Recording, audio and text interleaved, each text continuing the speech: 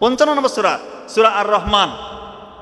এখানে 19-20 নম্বর আয়াতে আল্লাহ তাআলা বলছেন যে আমি দুই সমুদ্রকে মিলিত করি, কিন্তু তারা পরস্পর একত্রে মিশে যায় না।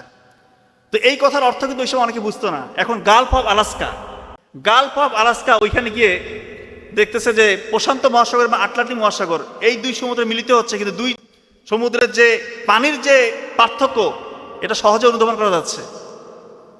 এক জায়গার পানির তাপমাত্রা বেশি, একসাথে মিলে যাচ্ছে কিন্তু পাশেই তাপমাত্রা কম, একটার ঘনত্ব বেশি একটার ঘনত্ব কম, একটা কালার একরকম একটা কালার একরকম, একটা লবণাক্ততা একরকম আর একটা লবণাক্ততা আরেক রকম।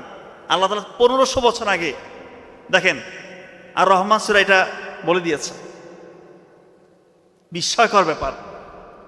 75 নম্বর সূরা আল্লাহ তাআলা কিন্তু ফিঙ্গারপ্রিন্টের কথা বলেছে। 75 নম্বর সূরার 4 নম্বর পয়েন্টে 4 নম্বর আয়াতে আল্লাহ তাআলা বলেছেন ফিঙ্গারপ্রিন্ট এটা মানুষ মরে যাওয়ার পরে তার মিলিত হাড় মাংস এগুলোকে একত্রিত করা যতটা কঠিন, এর থেকেও কঠিন হিসেবে আল্লাহ তাআলা আখ্যায়িত করেছেন যে মানুষের এই যে আঙ্গুলের ডগা এটাকে পুনর্বিন্যস্ত করা। ওই সময় যারা সংশয়বাদী ছিল ওরা মনে করতো এটা আবার কেমন কথা বললো, এই মরে গেলে পচে যাবে, এই পচা হাড় মাংস একত্রিত করবে, এটা তো অনেক জটিল একটা প্রক্রিয়া। এর থেকেও জটিল হিসেবে আল্লাহ তাআলা নিজে আখ্যায়িত করেছেন যে এই আঙ্গুলের ডগায় অর্থাৎ ফিঙ্গারপ্রিন্টকে পুনর্বিন্যস্ত করা থেকে আল্লাহ তাআলা বলতেছেন যে এটা আরো জটিল। এখন এসে বিজ্ঞানীরা দেখতেছেন যে মানুষের কারোর সাথে কারো ফিঙ্গারপ্রিন্ট কখনো মিলে না। সব থেকে ইউনিক যে জিনিসটা মানুষের সেটা হচ্ছে ফিঙ্গারপ্রিন্ট, কারোর সাথে কারো মিলবে না। এইখানে বিশ্বাস শেষ হয় নাই। সব থেকে বড় বিষয় হচ্ছে এই আয়াতটার পজিশন যদি দেখেন, 6236টা আয়াতের মধ্যে এই আয়াতটাকে আল্লাহ তাআলা সেট করছেন। এই ফিঙ্গারপ্রিন্টের আয়াতে আছে শুধুমাত্র একটা, সেটার পজিশন 5555। 5555 আপনি চিন্তা করতেছেন? আমাদের ডান হাতে 5 আঙ্গুল, বাম হাতে 5 আঙ্গুল, ডান পায়ে 5 আঙ্গুল, বাম পায়ে 5 আঙ্গুল, 5 5 5 5। আল্লাহ তাআলা সেটিংটা দেখেন, একটাই আয়াত ফিঙ্গারপ্রিন্ট নিয়ে, আর সেটার পজিশনটা দেখেন কিভাবে সেট হয়েছে 5555। আসলে আজকে আমরা দুনিয়া করছি। যার একটা বাড়ি আছে সে আর একটা বাড়ি চাচ্ছে, 10 বিঘা জমি আছে আরো 10 বিঘা লাগবে, একটা গাড়ি হচ্ছে না আরো উন্নত গাড়ি লাগবে। আপনি আল্লাহ তাআলা আপনাকে যে নিয়ামত দিয়েছে আপনি সন্তুষ্ট হচ্ছেন না। তো এই কথাগুলো যখন আমরা আলোচনা করছি তখন কিন্তু একটা হাদিসের কথা আমার মনে পড়ে যাচ্ছে। একটা হাদিস আছে না এরকম, রাসূলুল্লাহ সাল্লাল্লাহু আলাইহি ওয়াসাল্লাম বলছেন যে আদম সন্তানকে যদি এক উপত্যকা স্বর্ণ দেওয়া হয় সে আরেকটা উপত্যকা চাবে, আরেকটা দিলে আরেকটা চাবে। আলটিমেটলি মাটি ছাড়া ওকে ক্ষান্ত করা যাবে না, অর্থাৎ কবর। এ কথা সত্য। লিও টলস্টয়ের যে কথা এটা সত্য। দুনিয়া এরকম করা যাবে না ভাই। আলটিমেট ডেস্টিনেশন কি সেটা খুঁজে বের করতে হবে আপনাকে। তো লিও টলস্টয় উনি খুব গরিব মানুষ ছিলেন কিন্তু মেধাবী। একদিন ওনাকে রাশিয়ার এক জনপ্রিয় সাহিত্য সভা হচ্ছে, ওখানে ওনাকে দাওয়াত দেওয়া হয়েছে। উনি ওখানে ছেঁড়া জুতায় গেছে, ছেঁড়া জুতা পরে ওই সাহিত্য সভায় যোগ দিয়েছেন। তো এরকম একটা সভা যদি আমি ছেঁড়া জুতা পরে আসি, স্বাভাবিকভাবে সবাই দেখে একটু হাসাহাসি করবে, কানাঘোষা করবে। এরকমই হয়েছে ওইখানে, যে কোন আগন্তুক, কে আসলো, ছেঁড়া জুতা ছেঁড়া জামা, সবাই হাসাহাসি করতেছে।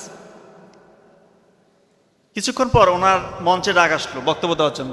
যখন বক্তব্য দিলেন সবাই নিস্তব্ধ হয়ে গেলেন। এত অসাধারণ বক্তব্য, ওনার চিন্তার যে গভীরতা এটা দেখে সবাই মুগ্ধ হয়ে গিয়েছে, নিস্তব্ধ হয়ে গিয়েছে পুরো হলরুম। বক্তব্য শেষ করতেই হলরুমের সবাই উঠে দাঁড়িয়ে ওনাকে সম্মান প্রদর্শন করেছে। তখন লিও টলস্টয় একটা কথা বলেছেন, খুব ইম্পর্টেন্ট কথা, সবসময় মনে রাখবেন এই কথাটা। মানুষ পোশাকে নয় তার চিন্তায় বড় হয়।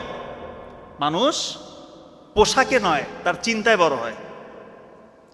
এবং কেউ যদি সত্যিকার অর্থেই তার চিন্তায় বড় হতে চায়, তার চিন্তার যদি পরিধি বর্ধন করতে চায়, গভীরভাবে চিন্তা করতে চায়, তাকে কোরআন নিয়ে রিসার্চ করতে হবে।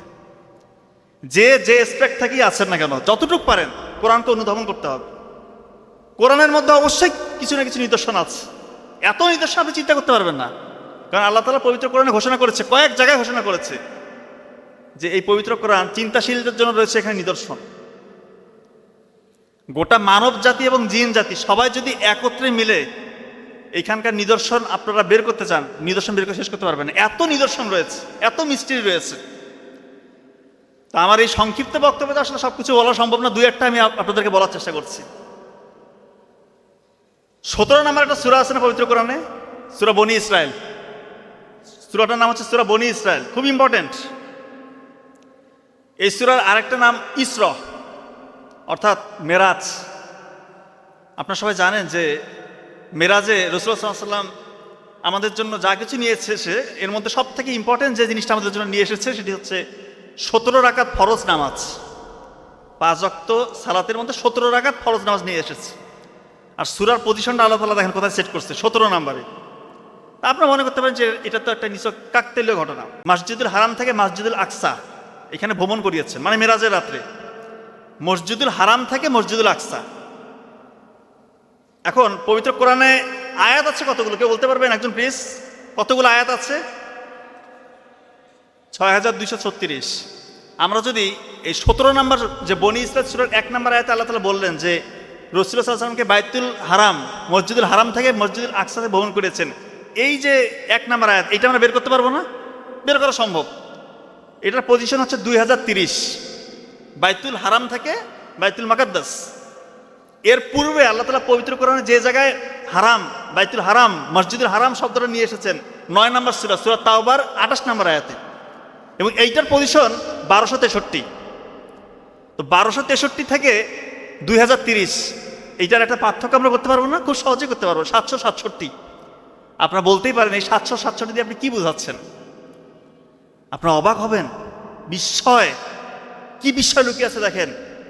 আপনারা এখনই সার্চ দিতে পারেন, চ্যাট জিপিটি আছে, দেখেন বাইতুল হারাম থেকে বাইতুল মুকাদ্দাস এইখানকার coordinate distance 767 nautical mile, 767 mile.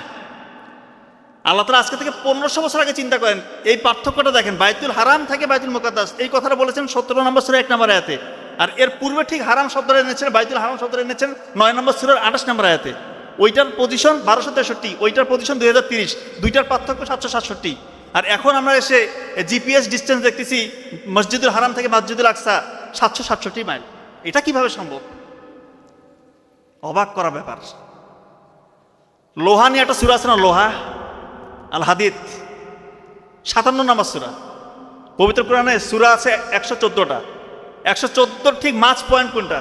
57 নম্বর সূরার মধ্যে আল্লাহ তাআলা সেট করলেন লোহা সূরাটাকে, আল হাদিদ। এখন মানুষ দেখতেছে পৃথিবীর সারফেস থেকে গভীরে যেতে যেতে ঠিক 5100 কিলোমিটার গভীরে গেলে আপনি দেখবেন লোহার যে কোর, যে স্তরটা, লোহার কোর স্তর ঠিক 5100 কিলোমিটার পরে আছে। মানে আপনারা বলতে পারেন 5100 কিলোমিটার কি যায় আসে? লোহা যে শব্দটা আল্লাহ তাআলা সর্বশেষ পবিত্র কোরআনে ব্যবহার করেছেন এই 57 নম্বর সূরার 25 নম্বর আয়াতে। বিস্ময়কর ব্যাপার হচ্ছে পবিত্র কোরআনের এই আয়াতটার পজিশন 5100। আল্লাহু আকবার। চিন্তা করেন আপনি পৃথিবীর সারফেস থেকে গভীরে যেতে যেতে 5100 কিলোমিটার পরে দেখবেন যে লোহার স্তর, কোর স্তর, আর আল্লাহ তাআলা সর্বশেষ লোহার শব্দটাকে সেট করলেন একদম 5100 নাম্বার যে আয়াত সেখানে।